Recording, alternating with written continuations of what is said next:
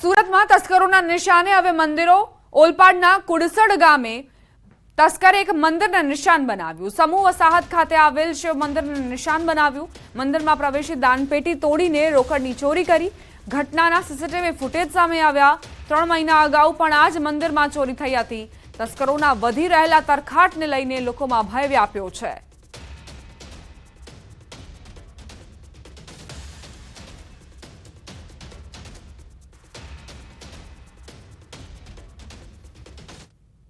उत्तर प्रदेशना प्रयागराज में योजानार कुंभ मेळानी तैयारीओ शरू थई गई है। त्यारे आ कुंभ मेळो हरित कुंभ मेळा बने ते माटे आरएसएस द्वारा अनोखुं अभियान हाथ धरायुं। कुंभ मेळामां आवता प्रवासीओ डिस्पोजल वस्तुओनो उपयोग टाळे अने मेळामां प्लास्टिक वस्तुओना बदले थाळी अने थैलानो उपयोग करी शके ते माटे एक थैला एक थाली नामनुं विशेष अभियान हाथ धरायुं। आ अभियान अंतर्गत आरएसएसना सदस्यों द्वारा शेरीए शेरीए घरे घरे फरी एक थाळी एक थैलो उघराववामां आवी रह्यो छे। आ थाळी अने थैलो प्रयागराज खाते मोकलवामां आवशे। आ अभियान थकी जे प्रतिदिन 1200 टन कचरो खाद्य सामग्री सहितनो थाय छे ते घटे ते माटे आ विशेष प्रयास हाथ धरायो। महत्वनुं छे के 23 जान्युआरी थी 26 जान्युआरी 2025 ना रोज आ मेळो योजाशे, जेमां अंदाजे 25 करोड़ श्रद्धाळुओ जोડાઈ શકે છે। दरेक जिल्लामांथी ओछामां ओछा जिल्ला 250 कार्यकर्ताओए काम शरू करी दीधुं छे। जेम जेम काम आगळ वधशे एम एम आमां कार्यकर्ताओ जोड़ाता जशे। आ अभियान अमे 6 डिसेम्बर सुधी चलाववाना छीए। 6 डिसेम्बर पछी जे प्रयागराजमां जे स्थान निश्चित थयुं छे त्यां अमे एने ट्रांसपोर्टमां मोकलवाना छीए। 13 जान्युआरी 2015 થી उत्तर प्रदेशમાં આવેલા પ્રયાગરાજ ખાતે કુંભ મેળો જે છે તે યોજાવા જઈ રહ્યો છે। ત્યારે આ કુંભ મેળો જે છે તે હરિત કુંભ મેળો બને તે માટે થઈને એક વિશેષ અભિયાન જે છે તે હાથ ધરવામાં આવ્યું છે અને આ અભિયાન આરએસએસ દ્વારા હાથ ધરવામાં આવ્યું છે। આજથી આ અભિયાનનો પ્રારંભ થઈ ચૂક્યો છે, એટલે કે અભિયાન અંતર્ગત થાળી અને થેલો જે છે તે ઉઘરાવવામાં આવી રહ્યો છે। લોકો શ્રદ્ધાળુઓ જે છે તે આ અભિયાનમાં પણ સહભાગી થઈ રહ્યા છે, એટલે કે નવી થાળી અને થેલી જે છે તે ખરીદી અને એક જગ્યાએ એકત્ર કરવામાં આવી રહી છે। 50,000 જેટલી થાળી અને થેલી ગુજરાતમાંથી પ્રયાગરાજ તરફ જાય તે પ્રકારના આશ્રય સાથે અભિયાન જે છે તે આરંભાયું છે। 6 ડિસેમ્બર સુધી આ અભિયાન જે છે તે ચાલશે અને તેમાં શ્રદ્ધાળુઓ જે છે તેની માટે થઈ અને થાળી અને થેલો જે છે તે ઉઘરાવવામાં આવી રહ્યો છે। મહત્વનું એ છે કે 10,000 ટન જેટલો એવરેજ કચરો જે છે તે જે ખાદ્ય સામગ્રી માટે વપરાતો હોય છે, તદુપરાંત ત્યાં પ્લાસ્ટિક અને તેનું પ્લાસ્ટિક મુક્ત આ સમગ્ર જે કુંભ મેળો જે છે તે રચાય તે માટે થઈને આ વિશેષ અભિયાન જે છે તે હાથ ધરવામાં આવ્યું છે। મહત્વનું સાથે સાથે એ પણ છે કે ગત વર્ષોની અંદર જે મેળો જે છે તે યોજાતો હતો તે અંતર્ગત એવરેજ 10,000 ટન જેટલો કચરો જે છે તે એકત્ર થતો હતો। ત્યારે આ કચરો પ્રતિદિન જે એકત્ર થતો કચરો જે છે તે ઘટે અને લોકો થાળી અને થેલાનો ઉપયોગ કરી અને પ્લાસ્ટિક મુક્ત તદુપરાંત હરિત કુંભ મેળો રચાય તે માટે થઈને આ વિશેષ અભિયાન જે છે તે હાથ ધરવામાં આવ્યું છે અને આ અભિયાનનો આરંભ થઈ ચૂક્યો છે। ગુજરાતમાંથી 50,000 જેટલી જે થાળી અને થેલી જે છે તે પ્રયાગરાજ ખાતે આવનારા દિવસોની અંદર મોકલવામાં પણ આવશે। હરીશ શર્મા સાથે ગૌતમ શ્રીમાળી, ન્યૂઝ 18 ગુજરાતી, અમદાવાદ।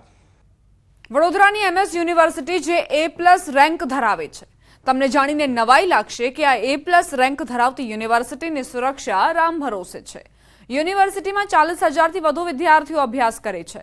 રોજ હજારોની સંખ્યામાં વિદ્યાર્થી અને વિદ્યાર્થીનીઓ યુનિવર્સિટી કેમ્પસમાં આવતા હોય છે।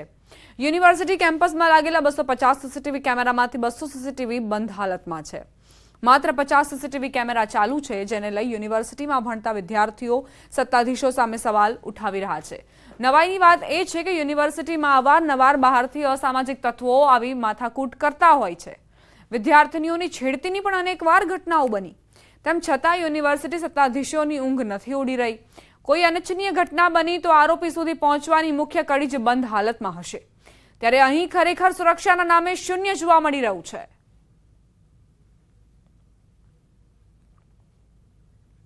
एमएस यूनिवर्सिटी में हमारा थोड़ा टाइम पहला बात करिए तो साइंस फेकल्टी और आर्ट्स फेकल्टी बार एक ज दिवस में 2 एक्टिवा चोरी थी गई, जेमांथी एक एक्टिवा तो प्रोफेसर खुदनी हती, ते पण तेम छतां कैमरा बंद हालत में होवा छतां ते चोर कोण हतुं ते पकड़ायो नहीं।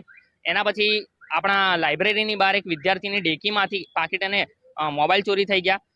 મોબાઈલ અને પાકીટ કોઈ ચોરી કરે છે, પરંતુ કેમેરાની ક્લિયરિટી સારી ન હોવાને કારણે તે પણ ખબર ના પડે કે કોણ ચોરી થઈ ગયું. અને અવારનવાર આપણા MS યુનિવર્સિટીમાં બનાવો બને છે, જેમ કે ચંદનના ઝાડની ચોરી થઈ ગઈ હોય, વિદ્યાર્થીઓની ચાલુ એક્ઝામમાંથી બેગ ચોરી થઈ ગયા હોય કે ફોન ચોરી થઈ ગયા હોય, પરંતુ આજ દિન સુધી કોઈ પણ એવો શખ્સ પકડ્યો નહીં જેના કારણે કેમેરાથી ક્લિયર દેખાઈ શકે અને પકડાઈ શકે. દરેક ફેકલ્ટીમાં હાલમાં CCTV કેમેરા કાર્યરત છે. આ ઉપરાંત તમે જે વાત કરી કે અમુક કેમેરા ચાલુ હાલતમાં નથી, તો તેના માટે આજથી જ કોમ્પ્યુટર સેન્ટરની જે ટીમ છે તે દરેક ફેકલ્ટીની મુલાકાત રહી છે અને દરેક ડીન અને જે તે વ્યક્તિ સાથે કોર્ડિનેટ કરી અને તમામ CCTV કેમેરા છે એ કાર્યરત થઈ જાય તેની માટેની પ્રોસેસ ઓલરેડી શરૂ થઈ ચૂકી છે. CCTV કેમેરા વારંવાર બગડી જતા હોય છે, પરંતુ સમયાંતરે દરેક ફેકલ્ટીમાં હાલમાં CCTV કેમેરા કાર્યરત જ છે.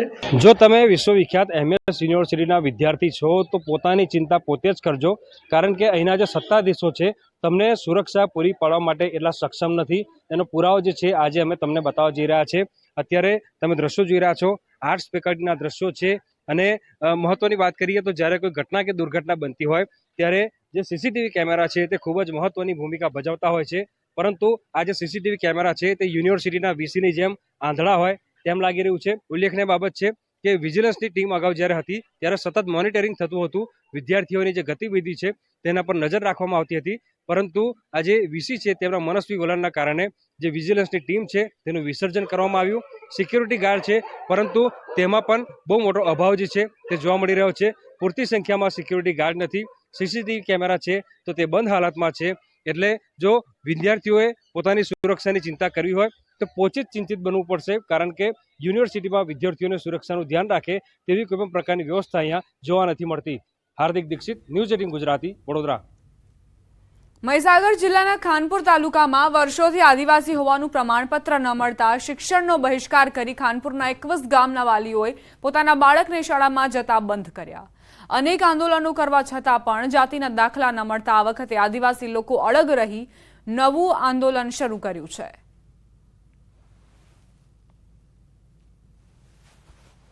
ઉડા પ્રાથમિક શાળાની અંદર 83 બાળકો છે, એની અંદર આજે 0 હાજરી જોવા મળી રહી છે.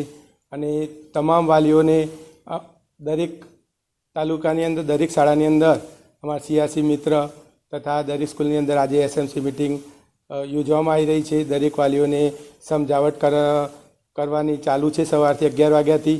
અને વાલીઓને સમજાવતા જ્યાં સુધી અમને અમારા જાતિનું પ્રમાણપત્ર નહીં મળે ત્યાં સુધી આ વાલીઓ અમે બાળક મોકલવા તૈયાર નથી, એવા અડગ મનથી અમને જવાબ મળેલ છે.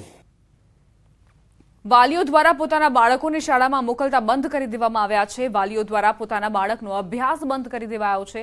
સંપૂર્ણપણે ઘરે રહેવાની સૂચના આપી દીધી છે. છેલ્લા ઘણા વર્ષોથી મહીસાગર જિલ્લાના ખાનપુર તાલુકાના લોકો દ્વારા આદિવાસી હોવાના પુરાવા પણ આપવા છતાં દાખલા ન મળતા અંતે પરિવારના વહાલસોએ આ દીકરાને શાળાએ જતો બંધ કર્યો, જેને લઈ બાળકોના શિક્ષણ કાર્ય પર પણ તેની સીધી અસર પડી રહી છે.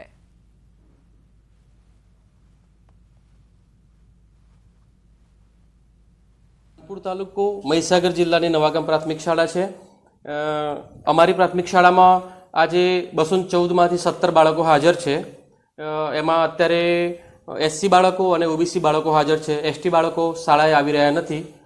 શાળાના શિક્ષક મિત્રોએ વારંવાર ગામમાં જઈ અને વાલીઓમાં સમજાવવા માટે પ્રયત્ન કર્યો છે, વાલી સંપર્ક કર્યો છે. તો એમના તરફથી અમને એવું જાણવા મળ્યું છે કે એમના બાળકોને જાતિના પ્રમાણપત્ર મળતા નથી, એટલે વાલી મિત્રો બાળકોને શાળાએ મોકલવાની ઘસીને ના પાડી રહ્યા છે. મહીસાગર જિલ્લાના ખાનપુર તાલુકાની અંદર દાખલાનો જે પ્રશ્ન છે તે ફરી ઉદ્ભવ્યો છે. અનેક બાદ જે આંદોલનો છે તે આદિવાસી લોકો દ્વારા કરવામાં આવી રહ્યા છે. દાખલો નથી મળતો તે પ્રશ્નને લઈને અનેક આંદોલનો કરવામાં આવી રહ્યા છે. ત્યારે આ વખતે નવું આંદોલન કરવામાં આવી રહ્યું છે કે જે બાળકો છે તે શાળાએ જતા બંધ કરી દેવામાં આવે છે. દાખલો નહીં મળે ત્યાં સુધી બાળકોને અભ્યાસમાં અણગા રાખવાનો પ્રશ્ન અહીંયા ઉદ્ભવી રહ્યો છે. કેટલી એવી શાળાઓ છે કે અત્યારે બાળકોની સંખ્યા 0 જોવા મળી રહી છે. કેટલાક બાળકો છે કે અહીંયા ચોરાની અંદર જે ગામ આવે છે ત્યાં બેઠા છે. તેમની સાથે વાત કરીશું. કેમ અહીં બેઠા છો? સ્કૂલમાં કેમ નથી ગયા તમે બાળકો? દાખલા ના મળે ત્યાં સુધી સ્કૂલમાં નહીં જવાનું એવું માતા પિતાએ કહ્યું છે. કેટલા દિવસથી તમે જતા નથી અત્યારે સ્કૂલની અંદર? 4 દિવસથી. જ્યાં સુધી દાખલો નહીં મળે ત્યાં સુધી બાળકો સ્કૂલે નહીં જાય તેવું માતા પિતા દ્વારા જણાવવામાં આવી રહ્યું છે. કેટલાક ગ્રામજનો છે તેમની સાથે સીધી વાત કરીશું. બેન, શું કહેશો? બાળકોનું ભવિષ્ય બગડી રહ્યું છે, એક બાજુ સ્કૂલે જતા નથી બાળકો, શું પ્રશ્ન છે? અમારો પાયાનો પ્રશ્ન છે આદિવાસીના દાખલા, જે અમને નથી મળતા. સરકારશ્રી અમને દર વખતે આંદોલન કરીએ છીએ ત્યારે એક જ પગથિયું ચડાવીને અમને મૂકી રાખે છે કે તમને આપી દેશું. આ વખત અમારે સરકારશ્રીને એ જ જણાવવું છે કે જ્યાં સુધી અમને જાતિના દાખલા નહીં મળે ત્યાં સુધી અમે બાળકોને મોકલશું નહીં. જ્યાં સુધી જાતિના દાખલા નહીં મળે ત્યાં સુધી બાળકોને નહીં મોકલીશું. શું કહેશો? દાખલાના અનેક આંદોલનો કરવામાં આવ્યા, સરકારશ્રી દ્વારા વાયદા વચન પણ આપવામાં આવ્યા હતા. કેવા વાયદા વચન હતા અને કેટલા આંદોલનો કર્યા છે અત્યાર સુધીમાં?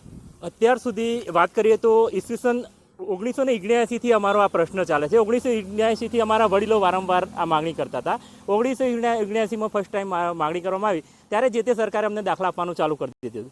પરંતુ 2005 પછી ખોટા સર્વે કરીને ખોટા વાયદા કરીને 2005થી અમારા બાળકોને સદંતર દાખલા આપવાનું બંધ કરી દેવામાં આવ્યું છે. સ્કૂલો આવેલી છે ખાનપુર તાલુકામાં અને કેટલી સ્કૂલોમાં અત્યાર બાળકો નથી જતા, ઝીરો હાજરી જોવા મળી રહી છે? 135 સ્કૂલો શાળા આવેલી છે. સ્કૂલો એમાંથી 60 સ્કૂલોના બાળકો ઝીરો સંખ્યા છે, જ્યાં એક પણ બાળક જતું નથી. જે બાળકોની જ્યાં સંખ્યા વધારે છે એવી સ્કૂલોની અંદર કોઈ બાળક જતું નથી, અને જે સ્કૂલોમાં બાળકો દેખાય છે તે અન્ય જાતિના છે. આ વખતે જે આંદોલન લીધું છે આદિવાસી લોકોએ, ખાનપુર તાલુકાના આદિવાસી લોકોએ, કે જે દાખલો નહીં મળે ત્યાં સુધી શાળાએ બાળકોને નહીં મોકલીશું તેવા અડગ જોવા મળી રહ્યા છે. મિતેશ ભાટિયા, ન્યૂઝ 18 ગુજરાતી, મહીસાગર. હવે શાળામાં પણ ઓછી હાજરી જોવા મળી રહી છે ત્યારે દિવાળી બાદ વેકેશન ખુલતા જ વાલીઓ દ્વારા કેટલીક શાળાઓમાં આવેદનપત્ર આપી પોતાના બાળકોને શાળાએ ન મોકલવા માટે લેખિતમાં રજૂઆત કરી છે. શાળા દ્વારા પણ વાલીઓને સમજાવવામાં આવ્યા છતાં તેઓએ પોતાના બાળકોને શાળામાં મોકલવાની સ્પષ્ટ ના પાડી દીધી.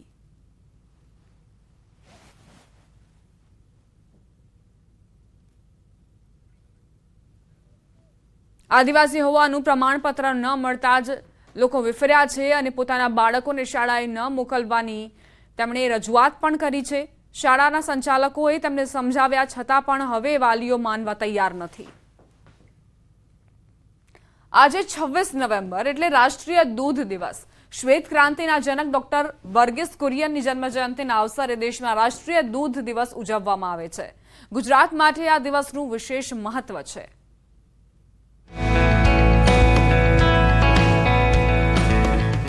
ગુજરાતના ખેડા જિલ્લાના મહુધા તાલુકાનું આ છે સ્વરૂપા ગામ. અહીંનો મુખ્ય વ્યવસાય ખેતી અને પશુપાલન છે. ગુજરાતમાં ઓછી જમીન ધરાવતા ખેડૂતો દૂધના વ્યવસાય થકી પૂરક આવક મેળવે છે. પશુપાલકો સહકારી મંડળીઓ થકી દૂધ જમા કરાવે છે. ત્યાંથી દૂધની ગુણવત્તા ચકાસવા માટે ડેરીમાં મોકલવામાં આવે છે. ગુણવત્તા યોગ્ય જણાય ત્યારબાદ તેને મોટા પ્લાન્ટમાં મોકલવામાં આવે છે. આ પ્રક્રિયા સંપૂર્ણ પારદર્શક છે અને પશુપાલકોને તેમના દૂધના યોગ્ય ભાવ મળે છે. આના કારણે જ ગુજરાતના ગામડાઓ સમૃદ્ધ બન્યા છે. दूध का कारोबार इतना बढ़िया चल रहा है कि हमारे ज़िले में कोई इंडस्ट्री नहीं थी, तो आज भी खेती के साथ साथ ये धंधा मुख्य धंधा हो गया है. उसके साथ पूरा घर का गुजरान चलाते हैं, अपने बच्चे पढ़ाते हैं और जो मंडलियाँ चल रही है उसमें सरकार की बहुत सी योजनाओं लागू दी गई है.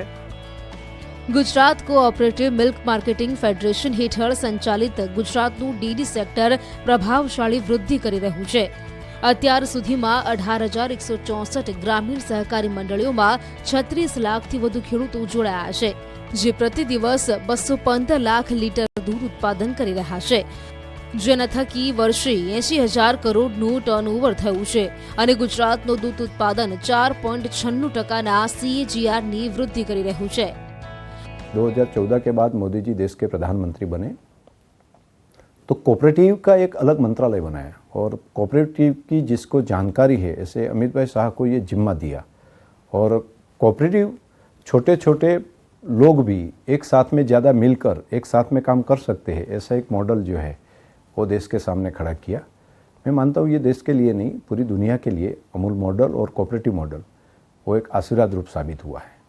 आज की तारीख में 35 लाख पशुपालक परिवार 80,000 करोड़ का टर्नओवर करने का काम अभी हो रहा है और उनके अकाउंट में डायरेक्ट पैसा जमा हो ऐसी अद्भुत व्यवस्था ये अमूल मॉडल के माध्यम से टेक्नोलॉजी का उपयोग और इनके साथ साथ पारदर्शिता कैसे आए, ऐसी व्यवस्था जो कानून में बनवाई, इस कारण ये हो पाया।